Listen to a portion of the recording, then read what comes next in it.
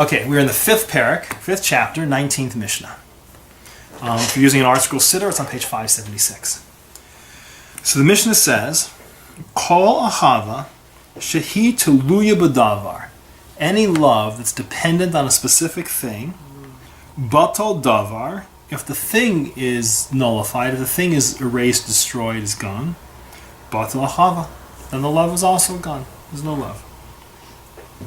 Ushe'eno tuluya b'davar, and if it's not dependent on a thing, eno batelu l'olam, it's never nullified. The love will never go away. It's a love that's permanent. Ezahi ahava shehi tuluya b'davar. So give me an example. What's an example of a love that was based on a specific thing? Zo ahavas Amnon v'Tamar. That's the love that Amnon had for Tamar. She'eno tuluya b'davar, and a love that's not dependent on a specific thing. Zo achavas David veYehonatan. The love of David and Jonathan. Unusual examples. So what's the story of Amnon and Tamar? So Amnon and Tamar are both children of King David, of David HaMelech, but from different mothers. But Tamar was conceived, I believe, as a Yafis, her mother was a Yafis Tar. There's a conversion. So technically, kahalacha, they're not siblings. They're not half siblings. They're not forbidden to each other. But they're related. Mm-hmm. Amnon had an absolute lust for Tamar. I mean, they grew up in the king's household, and he wanted her. He couldn't live without her. He had an addiction for her. She was absolutely beautiful. She was pleasant. She was sweet. She was wonderful, and he was addicted to her. He said he basically was heartsick over her. He couldn't live without her, but he loved her for her beauty and her purity and her goodness, and he wanted her, and he couldn't live without her. So he ended up confiding to one of his confidants, who gave him advice. What Amnon did is he pretended to be sick, pretended he was on his deathbed. And when his father, King David, came to visit him, he said, "I'll recover if you send Tamar to nurse me." So Tamar comes to his chambers, and she brings him food.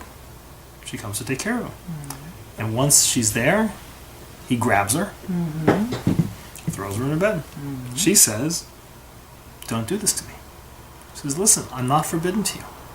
Just tell my father, and he won't deny me to you."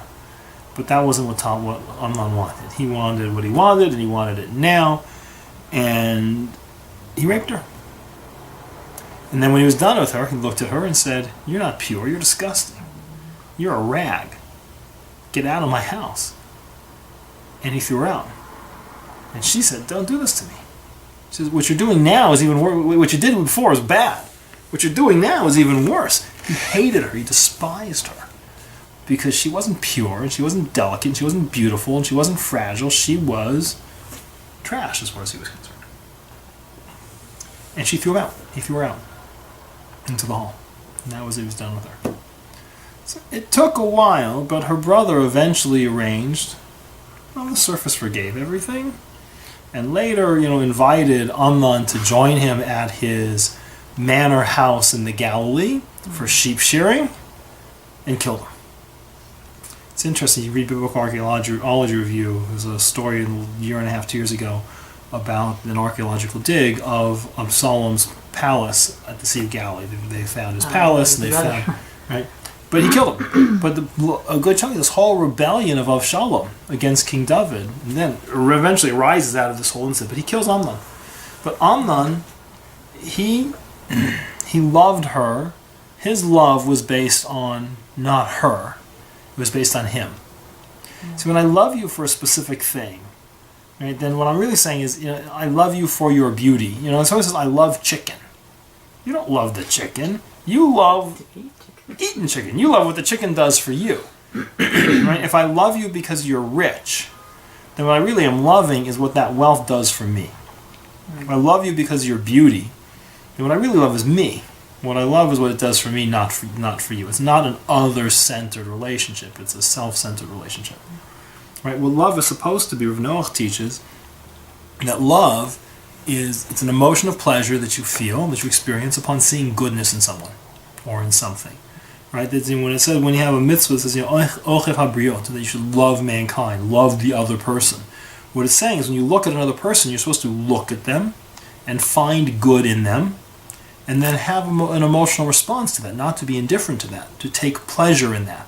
So it requires two things. It means I have to look at you, I have to see you, I have to understand who you are, I have to understand what you are, right? And I have to see good in you, and I have to take pleasure in that good, right? It also comes from the word to give, right? And once I see you, that I pour, the love comes from what I pour into you. Because it's not about me, it's about you. I see you as good and holy and wholesome and pure and giving, and whatever it is that I see, I take pleasure in the goodness of you. Right? That's why it says, the preceding Mishnah we saw in the first parenthesis, love God, people as the creations of God.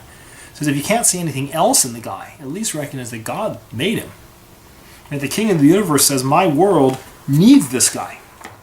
It has to be part of my world. My world won't work without him. Right? If God thinks the guy is necessary, then of course you should see him as necessary. And you should take pleasure. If you can't take pleasure in anything else, at least take pleasure in the fact that God wants him. So the problem of Amnon was that his connection to Tamar wasn't about Tamar. It was about him. It was about what he could take from her. And when he destroyed that thing, if she can no longer benefit, she can no longer give him that purity. Once she's deflowered, she's ruined. And now there's nothing but distaste, right? Because it wasn't other-centered. It wasn't about her. It was about him. So what's the example of a love that's a true love? So he gives the example of David and Jonathan, right? So what's the story of David and Jonathan? So Jonathan is the son of King Saul. Saul holds the throne. Jonathan is his successor. Right? There's the whole story that when they go and destroy Agag, right? When Saul is sent to battle against the Amalekites, he's told to destroy everything. And he leaves Agag alive. Right? You can say, kings don't like to kill kings because he figures I'm going to lose a battle eventually. I'd rather have them ransom me too. King doesn't necessarily want to get in the habit of kings killing kings. Or whatever it is, he says he's serving God, we're going to do offerings, whatever, but he leaves Agag alive. It turns out to our detriment because Agag, is with his concubine. She gets pregnant, she escapes, she makes it off to Persia, and eventually, right, Haman Ha'agagi comes from that.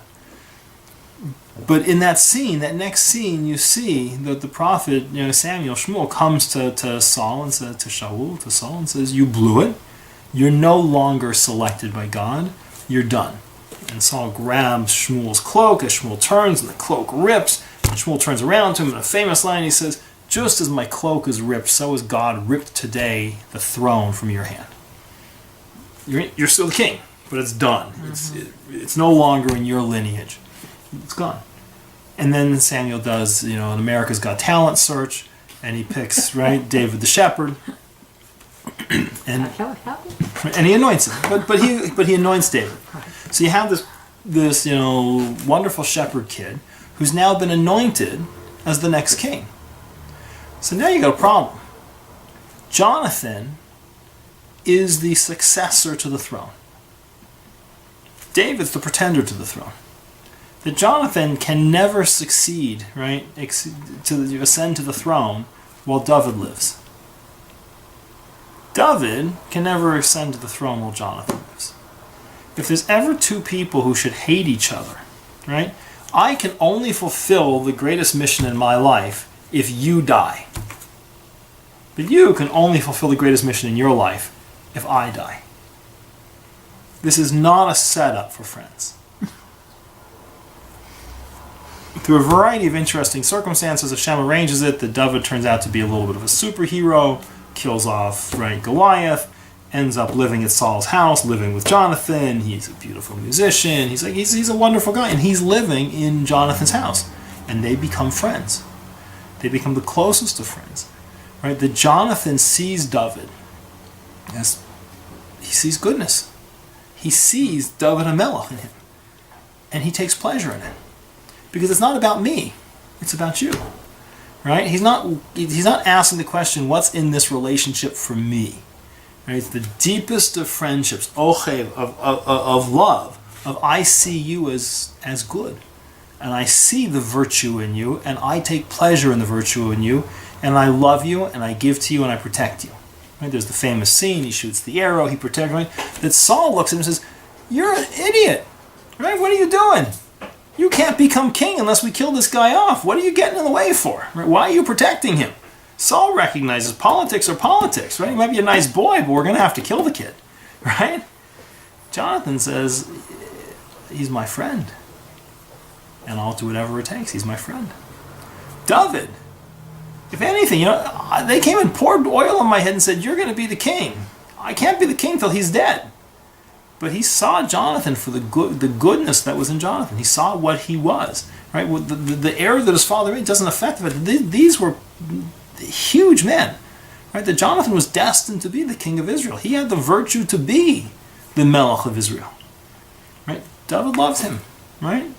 In the end, you think, David can't become king till he dies. So it turns out that Saul and Jonathan die fighting back to back against a horde of Philistines. Right? It never becomes necessary for David to rip the right. Hashem rips the throne. It's not necessary for David to betray. He can't betray his friend. He's never going to, right? He may have been anointed as the king, but it's in the boss's hands. I'm not going to be the guy who steps up and rips the throne from you. Right? If there ever was a case where two people should have had animosity, rivalry, distaste for each other, this is it. But it wasn't. It was a pure soul. My soul takes pleasure in your soul. Because it wasn't based on, I like you because you're a good marksman, or because you're the king, or because you can give me honor, or because you can... It's I see good in you, and I take pleasure in that good, and I desire to pour good into you, to give to you. That's a true love. That's a love that'll never go away. Because it's not about, are you pulling your weight? Right? Do you have a good, if you love him because he's got a great job, what happens when he's unemployed? Right? You love him because he's successful, what happens when he's not? Right? You love him because he's brilliant and witty, what happens if he has a stroke and he's not brilliant and witty? Right? You love her because she's gorgeous, she's not going to be gorgeous forever. You love her because she's a trophy wife, she's not going to be a trophy wife forever. What you're really saying is I love you the way I love a piece of chicken. I love you for what you do for me. And if you no longer do for me, then what do I need you for? Right? So it's a mission to understand what love is, and it's trainable. Right? We're commanded to love, which means it's a trainable thing. It's a moral virtue. You can learn to love people. But that means what you have to do is learn not to focus on what it is that you can do for me. It's learning to focus on what's the value, what value are you? Who are you? And take pleasure in it. Right? When you look at your kid, don't say, there's someone now, I don't have to wash dishes every night because, he can wash the dishes for me. It's no, you look at him and you see this pure soul that you can pour goodness into. Right? That was the relationship with Jonathan and David. It's not about what they can take from each other. It's about the fact that they see goodness in each other. So that's the, and so he says, it's not a sexual love, it's not a marriage love, it's not a, right? He brings this case, right? It's not, you're my boss, it's not, you're the guy who got me a job, it's not, you're the guy who got me Lakers tickets. It's purely, each of them looked at the other and saw good in them, and their souls were attached to each other, and their hearts were attached to each other. Friends. The best of friends. And neither of them was worried about what was in it for him. That's true love.